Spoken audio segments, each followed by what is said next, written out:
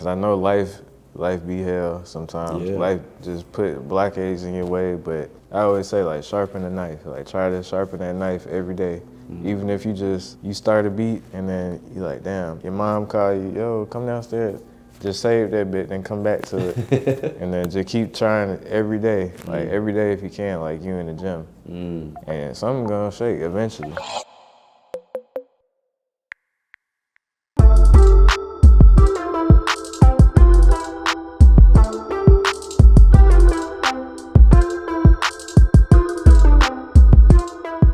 What's going on, guys? You're watching Kids Take Over right now, chilling here in Atlanta. And I'm doing a very rare, very, very rare, but like niche and special legend in my eyes. Got the interview with Clayco. What's up, bro? What's up, my boy? You good? Hell yeah. Dude, it's cool because you just don't do interviews. You don't do interviews, and I think you should because you're behind a lot of important music, you know, like culturally, and your story hasn't really been told on a big scale. So like, why have you been like so quiet? Man, I don't know. I just be making beats. Like, I really be making beats like all day. So I really don't be thinking about all this stuff. Like, as far as like up to this point, I ain't really think about, oh, people probably trying to see me and you know what I'm saying? Things like that. Bro, you made Dover Street Marker, bro. You need to be doing interviews. you made some of the most classic songs, and I want to dive deep into like all the lore. I'm gonna assume you call yourself Clayco because of where you grew up, right? Yeah. Clayton County? Yeah, so I grew up in Clayton County like pretty much half my life at this point. I got that name from my mom, really. Like one day, I remember it was like 2015 or something. I was just driving with my parents in the car, and I was just playing the beat because like I had started making beats. Like, I was like, damn, I don't got no name for real. And my mom just out of nowhere, she was like, Clayco. I was like, man, that just sound lame for real. But she was like, what you mean? Like, you from Clayco? Yeah. So a couple days passed, and I was just like, man, I'm finna just use that name. And then my boy at Y3, he made me a tag. He made the Clayco tag, so I was like, man, fuck it. Yeah. Just gonna go with that. Just like that. Yeah. Well, I'm curious because I've been to Atlanta like a bunch of times, but I don't think I've been to Clayton County. What was it like for a young Clayco growing up in Clayton County? Like, how'd that shape your personality? Shoot, it was just like more outgoing. Like as a kid, I was more outgoing. I'd just go outside. Like my house was like in a cul-de-sac, so I'd be the house in the cul-de-sac. Everybody come to my yard because I got the biggest yard. We just play outside, you know, selling sunflower seeds, you know, Sunflower stuff like seeds? that. Yeah. That was your hustle back in the day? Yeah, go sell some sunflower seeds for a Game Boy game or something. Now, I could tell you're like a big gamer for sure. I don't know if I could hear in the music or whatever it is, but like I get that vibe from you for sure. Yeah, I love like, games. What kind of games you play growing up? Well, I played a lot of games, bro, but like growing up, I only had a Wii. Like, so, you know, we didn't really have too much money, you know what I'm saying? So we just had the Wii, and then I'd go to like my friend's house down the street, and he had like the Xbox and all that stuff. It really started with my uncle, bro.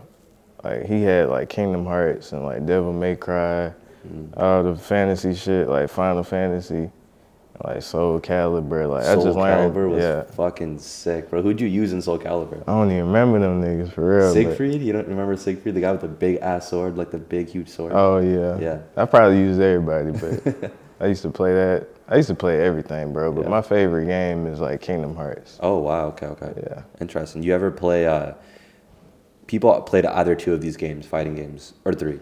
Street Fighter, Mortal Kombat, or Tekken. Which one were you? I was like I ain't gonna care. I really like Super Smash Bros. Okay. But like my uncle, he played Street Fighter. He had all the collectibles. What was like your favorite console? I know you had the Wii, obviously, but like, I mean, there's no way you could say the Wii is the best console, you know? Yeah. I'd say the best console, it's probably the PS2. Facts. The PS2 had the best and most diverse games, you could say, you know? They had some crazy ones. I feel bad sometimes because I'm like, I mean, obviously the PS5 is like incredible, you know, and what we have today, I'm like, we're so blessed, but kids today will never understand the feeling of opening up a PS2 and you hear that little sound. It's something about that intro, man. Right? Yeah, that joint had good music, good games. Did you know initially that you wanted to do like music off bat? Like, was that the career you wanted to do or something else? When I was young, I wanted to be a photographer. That was the first thing. But I was always bad at taking pictures. So, I mean, like, I kind of didn't know I wanted to do beats or nothing. I just was growing up, like, in church, and I was singing in the choir, like, harmonizing and all type of shit. So, You were singing? yeah, I was forced to, pretty much. Like, Right, you know right. how it be when you young, you really ain't got no say-so. So, Yeah. I was just singing in the choir a little bit, and subconsciously I feel like I was just starting to like music, you know? You know, my parents always played, like, my mom from East Atlanta, my dad from New York, so I had a good blend of the genres, like R&B and rap all together, so I would always listen to good music growing up, so I think over time it just came together, like, I want to be involved in it. I was listening to a lot of Nas, Jadakiss, Kanye, Michael Jackson, like every R&B artist. Well, it's crazy because like the music that you produce is not that, you know? You think so? Well, yeah, I mean, you don't produce for like the Yeah. lyrical artists or anything like that, you know? You're very much like, when I think of Clayco, I'm like, oh, I feel like he's inspired by like the Futures and the Thugs and like, you know? Of course, I was listening to that on my own though. I also, by the way, like you give me the energy that you're in like band class, like you played like the trombone or something. You spot on. That's kind of scary. No, you for real? 3rd grade, that was my first instrument. Trombone. Trombone. They gave me that big ass shit. I'm short, bro. So that shit was taller than me. I'm like, damn. But yeah, they had me on trombone. I quit after like 3 weeks. Oh, wow. Yeah. That's kind of scary that I knew that, by the way. I just guessed. I was like, you look like you're like one of the band kids, like growing up, you know? I wanted to do the drums, but Yeah. I think they had somebody. Right, right. I mean, now you do the drums, but in a different way, for sure. Well, I mean, I think around the time that you were in high school, the buzzing names in the underground were like Duwap Kaine and just like that whole scene, right? Did you ever try, like, you know, when you were starting off making beats, like sending it to artists in the scene and stuff? And did you have any success? Hey, man, I probably done sent a DM to damn near, you know what I'm saying? Yeah. You know how that shit go. I got beats for you, bro. I'm texting, I hit everybody up, but ain't nobody really was, you know, nobody really hit me back up, you know what I'm saying? Which is understandable, because I wasn't really that good back then. They didn't really know me, so. But yeah, I hit up a lot of people, and I think at one point Duwap was fucking with me, like, I was actually fucking with Duwap. But yeah, I was tapped into underground back then, for real, in high school. Well, that's pretty sick. Like, did you ever DM someone back in the day and, you know, maybe just because like you were smaller or weren't that good, they didn't respond, but now you have like actually met them as a friend or like spoken to them? Shoot. Yeah, I could say that for sure. Yeah. I can't really think of nobody off the top of my head, but that's definitely happened for sure. Got you. Well, obviously, I'm sure at some point Destroy Lonely would have responded, because I think like 98% of your discography is with Destroy Lonely. And yeah. He's been in interviews saying there's no Destroy Lonely without Clayco. And it's vice versa, you know what I mean? Because, I mean, it didn't even, like, it wasn't no DM between us though. Like, with Lone, I think it was like 2019 or something. I had just graduated high school, bro. And I was just kicking it at my boy's house. Like, we all just used to go over there, you know what I mean? Like, all my friends. And my boy Y3 I was talking about earlier, he was like, just randomly out of the blue, like, hey, bro, you ever heard of Destroy Lonely? I was like, shoot, because I was tapped into the underground. Like, I was like, yeah, I seen his name a couple times. And he was like, yo, he just posted his email on his Instagram, like, story. He was like, you should send some beats, because I was sending him every beat I made every day. Like, I was making beats every day. So I send Y3 like a beat every single day. He was like, bro, send all them beats to him. I'm like, say less. So I probably emailed Lone like 60 beats in one email. In one email? Yeah, and then you got to send like that drive link that, you know, because when it exceeds like 2 gigabytes or something. Yeah, it probably, yeah. After that though, I think like the next day or some shit, he had went live, and I joined in, you know, just wondering as a young teenager or whatever. He like, Clayco, you make my type of beats, bro. We gotta lock in. So at that point, like, it motivated me a lot, you know what I'm saying? Because I ain't really have shit. Nobody was rapping on beats for real. So I'm like, bet, I gotta make beats for long. So ever since then, it just kind of like, it was just like an online relationship. Just off that, that's crazy. I think, well, how big was he at that time? Like, was he still a very small artist? Yeah, like, probably when I joined that shit, when I joined the live with him in there, Yeah. I was probably like the third, fourth viewer. No. Yeah, What? for real. So this, oh, okay, bro. This is before, like, man, I remember seeing a screenshot of a live where, like, he was previewing Bane and there was, like, 7 people. Isn't that crazy to you that just, like, someone could be so small and you don't know at that moment, like, how big they're going to be? Right. Right?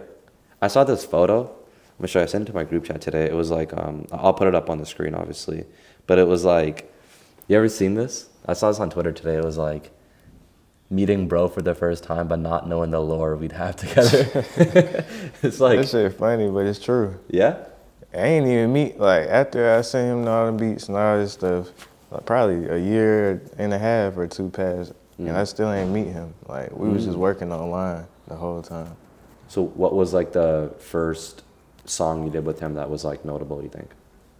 I think the first notable song probably was our first song. Like, Really? It's called Dream About Me. Oh, of course, yeah. Yeah, that one was hard. I was like, damn, I could really, that was like my first placement for real, you know? Oh, so, ever, damn. Yeah, for real. So I was like, damn. How'd it feel that you actually, you know, I'm sure you make beats a bunch in your room, but like when something actually goes out to the world and like there's people that care about it, like how'd that feel for you, like initially, like if you go back to it?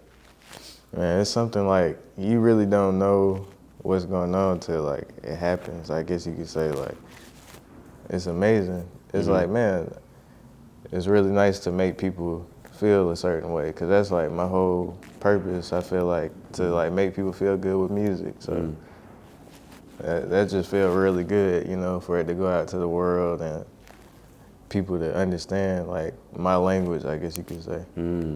How'd you stumble upon that sound for that beats and just like his early music? Because you did kind of like shape his sound if you think about it. So like what made you be like, oh, I want to make the beats like this for him? I think it come down to like I was saying earlier, I used to kind of like sing, like I really know how to harmonize and I could hear like what sound good. So I think that over time I just started to adjust to like hearing the songs he would put out as snippets, and I just like come up with beats that sound like some shit he'd In rap that direction, on. yeah. That makes sense. I mean, I would say a lot of the type of beats you work with him, like they like progressed, you know, like album after album. You haven't been doing like the same type of beats if you really think about it and break it down.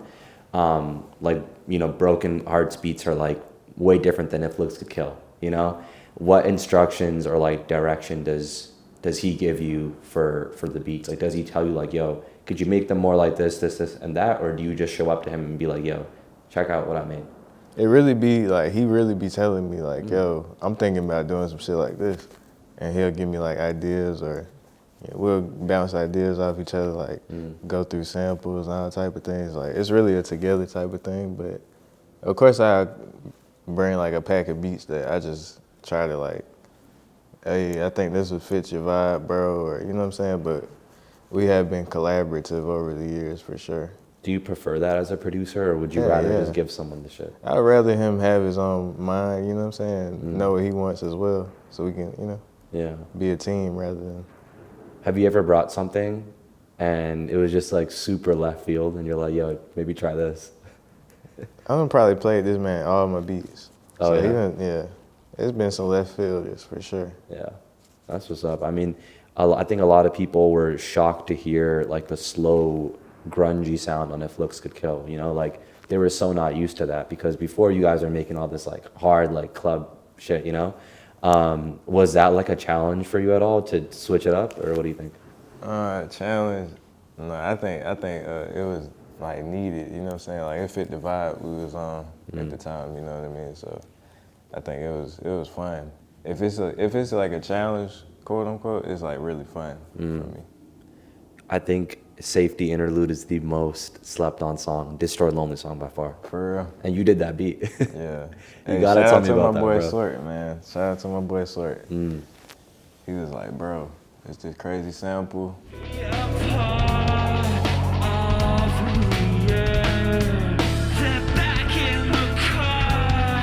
And it just so happened to be like by the same artist. I was working on that same artist's discography already. He came to the studio, was like, bro, you gotta hop on this beat. I'm like, bet. We just made that beat. Yeah. It's so crazy because it's an interlude, but it's like a lot of people's favorite song off that album, you know? I'm just curious, like what's your favorite, what are like your 3 favorite songs that you've produced? Put it that way. Before I came here, I was like, man, I know he gonna ask me some shit like that. Like, man, I really fought with Blitz. Blitz is hard. Oh yeah. And like personally, I like off like our first mixtape we made, me and Lone, I think it's called Cool. Yeah, I fuck with that one. Damn, I'd expect you to say like some of the like bigger ones like Miley Cyrus and like. Oh yeah, I fuck with every song. Yeah. Like, yeah, Miley Cyrus hard too, for real. That beat, I was tripping when I made that beat, for real. It's working and it's late night, early morning, gotta catch my flight. Badass bitch told me I don't play nice, and I'm like, damn, ho, you might be right.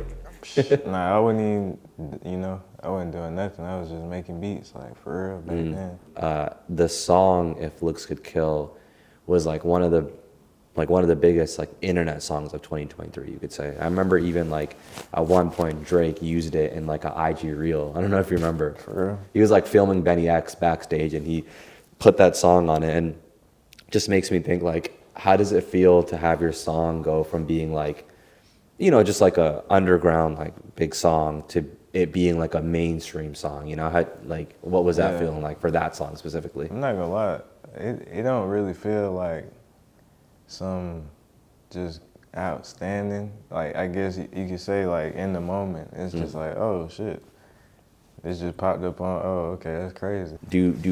Because you keep like a low profile. Like a lot of people don't know what you look like. Yeah. But they obviously know your tag. They know you. They know. It's over with now, y'all. Y'all know exactly how I look, man. Yeah. Big reveal. I mean, I think you posted yourself like here and there, but like, do people ever come up to you in Atlanta and be like, "Hey, yo, like, aren't you Clayco?" It probably happened to me like 5 times. Really? Yeah. I would assume it would happen more because, bro, I get so many DMs of people being like, why hasn't Clayco been interviewed, you know? What was your favorite part on producing on Love Lasts Forever? Because that's the most recent album that came out. Super cool, like, you know, a lot of great songs on it that you produced. Like, what was that process like for you? And then this, like, the feeling of that coming out.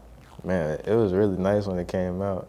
And the feeling, making it, I felt like I was, imagine like you a chef, right? And you in the kitchen. And it's kind of like them games where you gotta manage an area. Like, I gotta serve a couple orders or else they gonna get angry. That's how it felt. Like, I'm not saying nobody gonna get angry for it, but I gotta cook up hella beats right now, like at least 12 a day. I had my boy Velveteen like work with me primarily to like craft a different sound, cause he has a group as well as me called ATM, and it's kind of like more advanced trap music. So that was kind of like the switch up, I guess, like advancing the sound. What about I mean, you mentioned that you have a group as well, and you're wearing it on your shirt. You guys got the merch and everything. Yeah. I love the like Cartoon Network inspiration. Thanks, man. Tough. Yeah. You co-founded the group. It's called Underworld Online. And tell me who's all in it. What made you want to start it? Yeah, so like it started off like Underworld Online because me and Lone dropped a mixtape called Underworld, and the first song was called Online. At first I had it named Underworld Music Group, like UMG, but then I'm like, man, it's right in my face. I might as well just do Underworld Online. Yeah. And I was like, yo, Lone, you fuck with that? He like, hell yeah. So I just ran with that, and then over the years or whatever, I just like was paying attention to who was making beats, picking up people. Like, I got Velveteen in the group, I got For Me, the guy that made Bane, just a whole bunch of people like Bristow. Oh, Bristow's in the group, bro. Yeah. Bristow is so talented. Yeah, he's hard, bro. Yeah. Nick Spider, everybody fucking with that shit. So, Yeah. You know, it's kind of like a family. It's not really just like music group or whatever. It's like I'm trying to do different shit rather than just making beats. Yeah, I know you guys have merch, obviously. Like, where do you see this like company growing? Like, what other different stuff do you want to do with it? And like, let's say in like 2-3 years, where do you see it going? I see it being like, right now I have plans, but I see it being something I can't even imagine yet. You know what I mean? I just want to keep staying consistent in like the business mindset. Cause I'm a hustler, bro. So like I'm slowly switching over from hustler to businessman. So I'm trying to make the Underworld online business like something I can't even imagine just by staying consistent. What are like the benefits you think of being in a producer group versus doing it solo? By yourself, you ain't got nobody telling you, bro, you can do this shit, or like, yo, that shit hard. You ain't really got no advice by yourself. So being in a group, you got people to help you. Like subconsciously, they gonna let you know like everything. They gonna let you know if you're doing a good job, if you're not, give you some new inspiration. Some of the easiest ways that I found out about a producer is when they're in a group. Like when Working on Dying was coming out, it's so interesting just to dive into like what is Benny X doing, what is Filthy doing, and you know. So I want to know for you, because you're from Atlanta, Mount Rushmore of producers. How many is on Mount Rushmore? I think 4, but I could be tripping. Yeah. We're gonna put. Damn, man, that's too tough. We probably do. It ain't no order. Southside, Metro, Kanye. I ain't gonna lie, probably Timbaland for real. Facts. I think he's the GOAT to me. Yeah, Timbaland. Yeah, that's 4. That's good enough. Those are stamped. No, for 100%, bro. Also curious because like you know, I'm sure you're aware of like all the new subgenres of beats coming out. You know, like the jerk beats, like all of it for real. Are you feeling them? Do you think they're getting a little played out? Like, what you think? Shoot, I love everybody that's creating music. You know what I'm saying? I respect like people trying to push stuff. So hats off to you, man. You doing your thing. I ain't gonna listen to it possibly. Like I might not be interested in it, but if you doing something new, I fuck with that. Like, Yeah. I can fuck with anything. I listen to some bullshit. I listen to anything. Yeah. Like I really just been liking alternative music recently and like EDM. Like for real. Yeah. I remember I went to the Ken Carson tour, and it was like Two Hollis was opening for him. And it just blew my mind that these kids that are like into underground rap are like jumping up and down to like Skrillex beats, you know? What do you think of like that sound? I really like it. I really like enjoy it because it give you a feeling. Like it's different from just hip hop. It make you move. I feel like, especially at a show. Well, I do want to ask because you know, like I said, 98% of your discography is with Lone. Yeah. But I know you probably want to work with other artists as well, you know? Whether that's like other people in Opium or outside, like who do you want to work with? Definitely, like you said, other people in Opium and like other, I want to work with like more like melodic artists, maybe even like a female artist, just like something that kind of fit like one section of my beat catalog, because I got a whole bunch of beats that's just like really wavy and like may not even have no drums. It's just like melody driven, and I feel like it would be nice to have like a female voice on it or somebody that's just doing like melodic shit. But I also want to work with like like Pluto, Thug, all type of shit like that for real. Yeah. Is there someone that you have been working with that, you know, maybe the music hasn't came out yet, but you've done beats for them? Yeah, for sure. But it's a lot of unreleased music that will come out. Yeah. For sure. Yeah, because I think that's what fans want to see is like they see your stuff with Lone, but it's like they want to see me make beats for other people. Yeah, for sure. Yeah. Have you? Why do you think it's taking so long? Do you think like you guys have just been so locked in that you don't even have the time to like? That's really like, I'm not gonna lie, for real. I be really just sending beats along. Yeah. Like, for real. But yeah. Because you do have placements with other artists, but I'm gonna assume that's just from like not It may working be around. from somebody else sending it to them, like Yeah. like collabing on the beat or whatever. But people know what's going on. Though. At the same time, it's like I started with this man, so I'm still working with him. You know. Yeah. So No, of course. I mean, did you ever end up? Because you said after high school you were making beats. Did you ever end up going to college and like getting your degree? nah, man. I went to college though. I Yeah. went to college online. I ain't have a good laptop, so I got a laptop, and then I went to college, and then I was making beats every day, like to the point where it's like, man, I gotta do a beat every day, and I wasn't that good. It'd take me a minute, and then I gotta do my schoolwork, so it's like, man, I gotta pick one, so I Right. just dropped out. Mm. I'm trying to go back though one day, like. Bro, I say that I dropped out too. I say that all the time. We're not gonna go back. We're bro. probably not going. I'm gonna try though.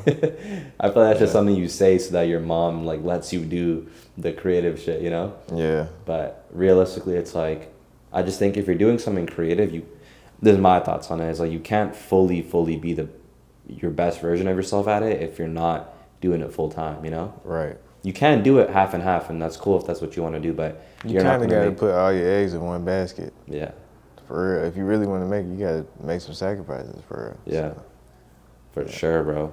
I wanna know because like to succeed as a producer, I think a lot of people think like I just want to make sure that I get like a placement with that big artist that's like really big right now, you know? But in my mind, what I've seen work so much is people will go and find like a really small artist, right? And just build with them, and who knows, maybe it works, maybe it doesn't, but the chance of it working can really solidify them as like an important producer. You did that. Like that's exactly what you did. So I don't know, what would you say on that end, like advice for people like that want a placement chase? I say, first of all, like, I had no clue, nothing that was going to happen. I just literally enjoyed making music, and it just so happened to work. Just because I enjoy having fun making music. So I think my advice to them folks is placement chasing. Just forget about all that extra shit. Forget about, oh, this person going up and I gotta send beats to him, or just have fun with that shit. Like, if you have fun with it, ain't no telling what's gonna happen, you know? Cause you staying locked in on what you got going on. So just keep working. Stay consistent, like every day if you can, you know what I'm saying? Cause I know life be hell sometimes. Yeah. Life just put blockades in your way, but if you can just always try to, like, I always say, like, sharpen the knife. Like, try to sharpen that knife every day.